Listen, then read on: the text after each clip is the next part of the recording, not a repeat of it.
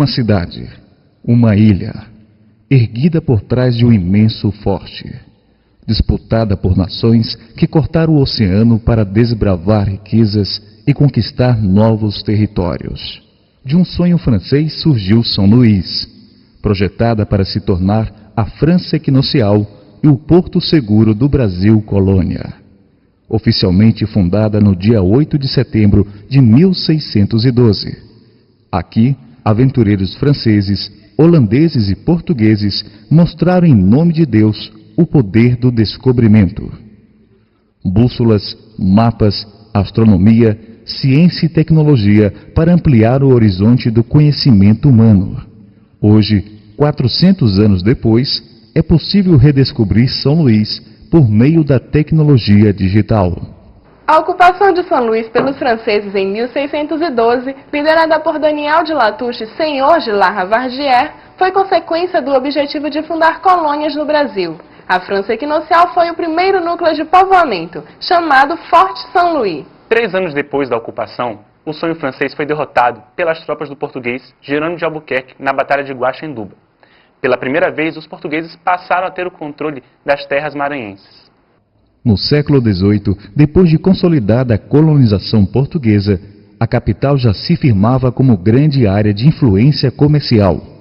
Neste período, surgiu o Porto, o bairro da Praia Grande, com grande concentração de residências nobres, casas comerciais e aterros.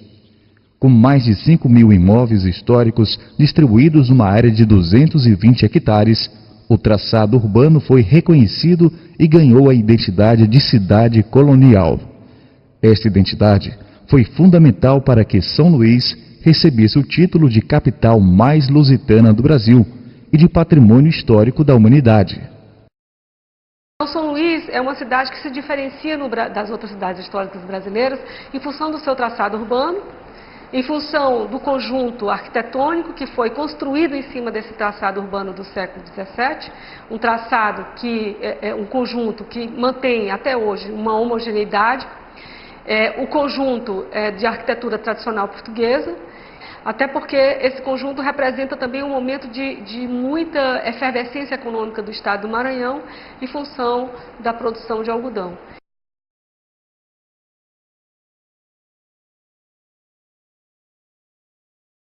O IPHAN, ele enfrenta muitas dificuldades na preservação desse conjunto arquitetônico. Uma delas, a monumentalidade das edificações. São edificações enormes, com mais de 1.000 metros quadrados, algumas chegam até 3.000, 5.000 metros quadrados, o que dificulta muito, hoje, alguém restaurar um imóvel dessa dimensão em função do seu custo. E muitos dos seus proprietários, em função da desvalorização do solo urbano, resultante de políticas públicas voltadas para a qualificação urbanística de outras áreas da cidade, morar aqui no centro deixou de ser o objeto de desejo das pessoas. As pessoas querem morar no litoral, perto das praias, né, dos shoppings, das coisas que vão surgindo do outro lado da ponte. Então isso fez com que esses imóveis fossem paulatinamente sendo abandonados por seus proprietários. E as pessoas que se apossaram desses imóveis, muitas das vezes não têm condições financeiras de arcar com a restauração, com o custo da restauração de um imóvel desse porte. Mas o que realmente vai dar proteção a esse conjunto, que as pessoas não queiram, por exemplo, demolir casarões para fazer estacionamentos, que é o que a gente recentemente vinha percebendo que estava ocorrendo, mas o que realmente vai proteger é a educação patrimonial, é a população realmente entender o significado e a importância do centro histórico para a sua identidade cultural e solicitar, forçar, né, que os representantes, os agentes públicos desenvolvam políticas voltadas à preservação desse patrimônio, à qualificação desse espaço urbanístico, para que ele possa ser valorizado, né? É importante também que as pessoas conheçam, e o conhecimento só vem através da educação. Então a sociedade ela tem que conhecer aquele patrimônio, entender por que ele é importante, qual o significado dele, porque eu só vou me apropriar daquilo que eu conheço. O que eu não conheço não me diz nada. Por enquanto, quem está ficando no centro é quem tem a necessidade, não o desejo.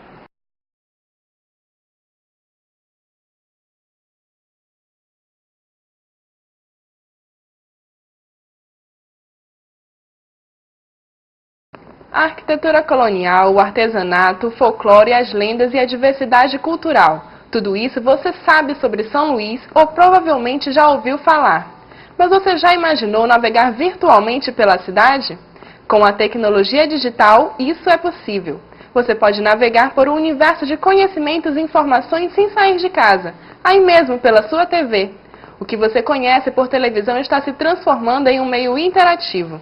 A tecnologia digital potencializa o olhar sobre a forma de assistir TV. Você pode enviar mensagens de texto com sugestões, curiosidades e opiniões sobre o que você está assistindo e até mesmo participar de uma enquete pelo seu controle remoto. Interagir na TV digital é fácil. Primeiro, fique atento ao vídeo. Quando esse ícone aparecer na sua tela, pressione a tecla Confirme e pronto, você já pode navegar. Nesse programa, vamos redescobrir aspectos culturais de São Luís, presentes nos seus monumentos, lendas, curiosidades, folclore e na história viva da cidade. A interatividade permite que você tenha acesso a outras informações sobre o que está assistindo, como as que vocês estão vendo agora. Além disso, é possível participar de jogos de perguntas e respostas e dar a sua opinião nas enquetes. Durante o programa, você poderá visualizar um mapa com os pontos da cidade pelos quais está navegando. Agora começa a nossa viagem por São Luís. Boa navegação! A dependência da exportação do açúcar e da importação de bens de consumo europeu fez da Praia Grande o coração comercial da cidade. Atualmente, os antigos armazéns e galpões se transformaram em lojas de artesanato, pontos de comércio varejista e bares, que movimentam a noite no antigo centro comercial. Estudantes, turistas, intelectuais, biscateiros, artistas, estivadores e funcionários públicos se reúnem de segunda a sexta-feira na antiga Casa das Tulhas, hoje Feira da Praia Grande, para um happy hour típico de uma cidade colonial, ao som do tambor de crioula e ao sabor da famosa tiquira. Nós vendemos as tapiocas para fazer bolo, para fazer beiju. Nós vendemos a farinha d'água, que é uma farinha tradicional chamada de biriba, né? Nós vendemos mel de abelha. O turista dá mais preferência pela tiquira, que é uma bebida indígena feita da mandioca. E considerando que os turistas chegavam aqui e só levavam mais a tiquira, e eu resolvi fazer uma pesquisa de ervas e frutas afrodisíacas. Aí eu criei Viagra natural. E nós mudamos para fogozinha, fogozão e fogosada. Nós costumamos dizer que as pessoas que precisam, bebendo ela ajuda. Aqueles que esquecem, que ficam em computador, jogando bola, bebendo faz lembrar. E o caba que é bom ou a mulher fica melhor. Aumenta muito, muito mais. Muito já se tentou urbanizar a feira e os bares da Praia Grande. Os donos de restaurantes e bares lutam pela não padronização do local, o que apagaria os traços originais. Por outro lado, o poder público avalia como necessário para o incremento do turismo. Essa feira aqui é uma feira administrada pelos próprios feirantes. O que possa vir de melhor, nós aceitamos, porque o poder público aqui nos ajuda muito pouco. Aqui, tudo nosso é pago por nós mesmos, nossa limpeza, tudo. A nossa energia é individualizada, a água nós fazemos a cota e pagamos. O governo não nos ajuda em nada. Alguma reforma que passam 5, 6 anos que prometem e às vezes não cumprem nada, às vezes uma coisinha de nada, uma insignificância. Então, a gente olhando o projeto, né, quem sabe o que foi de bom para nós aceitaremos. Eu digo que ela até me revigora. A feira para mim é uma terapia, né? Não só pelo sustento que eu tiro daqui para ajudar a minha família e a mim próprio, mas eu sou já um elemento de 62 anos.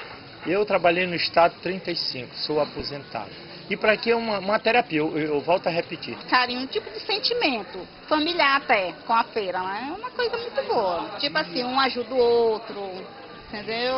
É a convivência do dia a dia, porque eu passo o dia aqui, eu só vou para casa à noite, né? Eu praticamente moro aqui, eu vou para casa só dormir.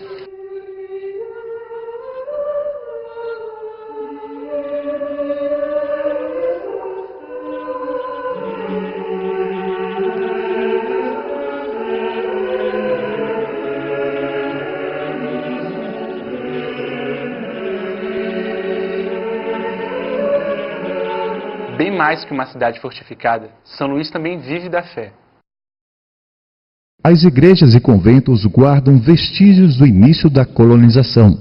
A Igreja do Desterro, primeiro templo erguido na cidade, chegou a ser saqueada e profanada durante a invasão holandesa. Já a Igreja de Nossa Senhora da Vitória foi erguida logo após a vitória dos portugueses contra os franceses, muito em função da conotação religiosa da batalha. A Igreja do Carmo serviu de abrigo a padres e combatentes contra os holandeses. Na São João Batista foram guardados os restos mortais de Joaquim Silvério dos Reis, conhecido como delator da Inconfidência Mineira. Na Igreja de Santo Antônio, um fato curioso. Franciscanos processaram as formigas que atacavam os depósitos de comida. O Convento das Mercês, fundado pelo padre Antônio Vieira, hoje é Museu da República e causa polêmica quanto à sua utilização. A mais suntuosa Igreja de São Luís também guarda mistérios. Considerada um dos monumentos históricos mais antigos e mais importantes de todo o município, a Igreja da Sé foi construída no ano de 1626, em homenagem a Nossa Senhora da Vitória, a santa protetora dos portugueses na Batalha de Guaxinduba. A Igreja da Sé fica na Praça Pedro II e reúne um dos mais importantes tesouros da arte sacra do país. De frente ao Largo dos Amores, as Ilhas Harmoniosas da Igreja dos Remédios são um exemplar característico do estilo gótico estilizado. Pequena e arquitetonicamente simples, a Igreja de São Pantaleão, hoje localizada na Rua das Cajazeiras, no centro histórico.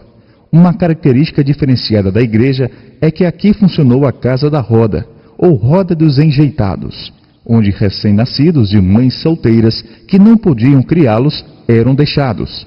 Localizada no cruzamento da Rua da Paz e de São João, a igreja possui à sua frente um chafariz, que logo em seguida foi removido junto com o busto de Antônio Henrique Leal, o Plutarco maranhense, título dedicado aos seus serviços prestados à sociedade maranhense.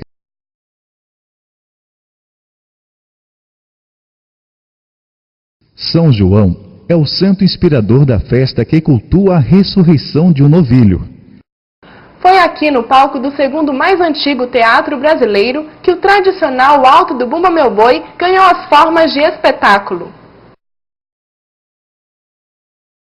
Toda vez que você quiser mais informações sobre o que está sendo mostrado no programa e essa opção estiver disponível no menu interativo, você pode acioná-la. Se você quiser saber um pouco mais sobre a história do Bumba Meu Boi do Maranhão, selecione esta opção no menu interativo. Nele você pode conhecer seus personagens, sotaques e indumentárias. Mas, se você quiser continuar a viagem, é só nos seguir.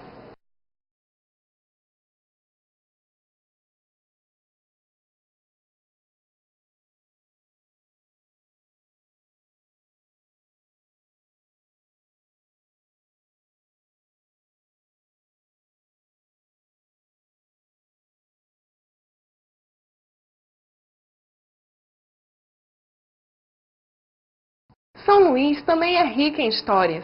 Tem assombração que profetiza o fim da ilha pelo despertar de uma grande serpente que habita os túneis subterrâneos do centro histórico da cidade. E você, conhece as lendas de São Luís? O rabo da serpente está na igreja de São Pantaleão, a barriga na igreja do Carmo e a cabeça está no mais profundo da fonte do Ribeirão, protegida pelas carrancas que cospem água. A grosso modo, a gente pode falar de três grandes fontes, né, que a cidade de São Luís teve durante todo o período colonial e nos primeiros 300 anos de sua história. A fonte das pedras, a fonte do Bispo e essa que vocês estão vendo, a fonte do Ribeirão. Elas funcionavam como um sistema de captação, né, e de abastecimento d'água na cidade, porque o grande problema das cidades coloniais, né, na verdade, era exatamente a sua sobrevivência a partir da utilização de recursos hídricos, né? Então, na verdade, estar próximo dessas fontes era uma garantia, sobretudo, de sobrevivência. Ela é muito parecida, ela se apresenta de uma forma muito aproximada de como ela foi construída no final do século XVIII, com exceção do braço de Netuno que quebrou, né?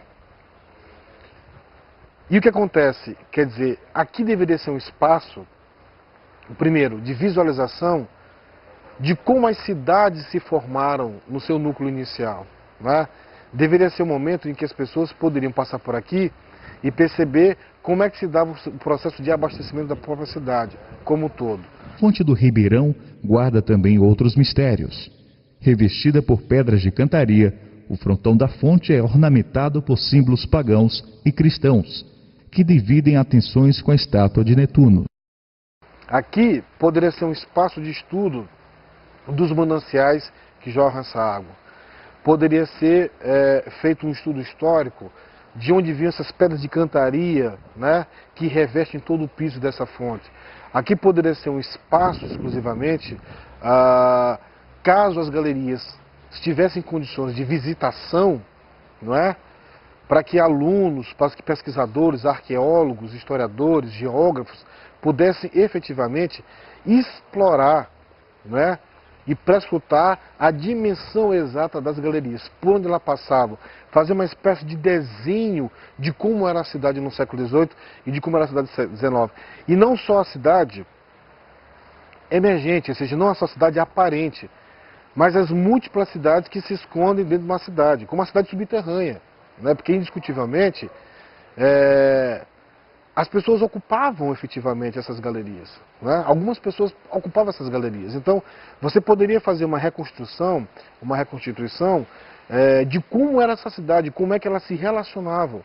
Tem uma coisa muito curiosa que se esconde por detrás da história dela, que é o fato de que uma das lendas da cidade diz que é a serpente, né? A serpente que está embaixo de toda a cidade histórica de São Luís, teria um dos pontos de sua cauda exatamente aqui a fonte do Ribeirão. A ideia de que a serpente e a lenda surgida a partir disso diz respeito ao fato de que essa galeria, essa vasta galeria que existe embaixo da cidade de São Luís, boa parte dela se liga às galerias relacionadas à fonte do Ribeirão. Infelizmente, eu poderia dizer que nem serventia turística ela tem. Não tem uma serventia turística, porque ela está constituída hoje de esgoto, de lixo. As pessoas efetivamente têm medo de passarem por aqui. Não tem uma serventia sanitária, né, e recurso de suas águas, porque eu não aconselho ninguém a utilizar essas águas sem fazer um levantamento de laboratório de como de fato ela se encontra. Você não se sabe em que medida o lençol freático de São Luís foi afetado, e se há uma contaminação de esgoto nessas águas, é possivelmente que tenha, né? E também não tem nenhuma serventia de lazer. Por quê? Porque aqui poderia ser feito um sarau de literatura, poderia ser feito um festival de música, porque ela tem uma boa acústica. Aqui você poderia ter uma espécie de expedição arqueológica, você poderia fazer uma espécie de um levantamento geomorfológico das paredes, né, existentes dentro dela. Enfim, você poderia fazer jus ao próprio título de Cidade Patrimônio da Humanidade, porque isso, na verdade, é uma grande contradição. Numa das fontes mais importantes da cidade, não é? Hoje, efetivamente, nem os moradores podem fazer uso dela, não é? Qualquer que seja o uso, quiçá o turista. O primeiro projeto urbanístico de São Luís expandiu a cidade para além de suas muralhas. Muralhas que protegem o atual Palácio do Governo, Leões, e o municipal La Ravardière. Inspirado nos moldes do que foi realizado na América Espanhola, o arquiteto português Francisco Frias de Mesquita definiu em traços regulares a forte influência renascentista na definição dos lotes uniformes e ruas retas do centro histórico. Todo o projeto urbanístico da cidade leva ao mar. As ruas e os becos foram estrategicamente criados para garantir a segurança contra os invasores. Uma batalha contra franceses e holandeses para forjar a identidade de um povo. Até a década de 60, São Luís se limitava ao centro com no máximo 9 bairros. Com o decorrer das décadas, o investimento e o crescimento foram inevitáveis. A beira-mar ganhou um braço de concreto e asfalto, que leva a parte moderna da cidade. Para o centro histórico foi criado um anel viário que circunda o fluxo de carros. O aumento demográfico criou o conceito de preservação. Preservação que caracteriza o nosso sonho colonial, registra heróis e vilões de nossa história e mantém viva a fé importada dos europeus. Aqui encerra a nossa viagem. Nesse programa você conheceu histórias e curiosidades de São Luís, a cultura popular, igrejas, monumentos, ruas, becos e o cotidiano da cidade. Além de conhecer um pouco mais sobre São Luís, você viveu a experiência de uma TV interativa. Mais informação, qualidade e possibilidades. Essa é a aposta da interatividade na TV. Se você não explorou ainda todos os recursos informativos do programa, assista novamente e descubra um caminho diferente para o conhecimento.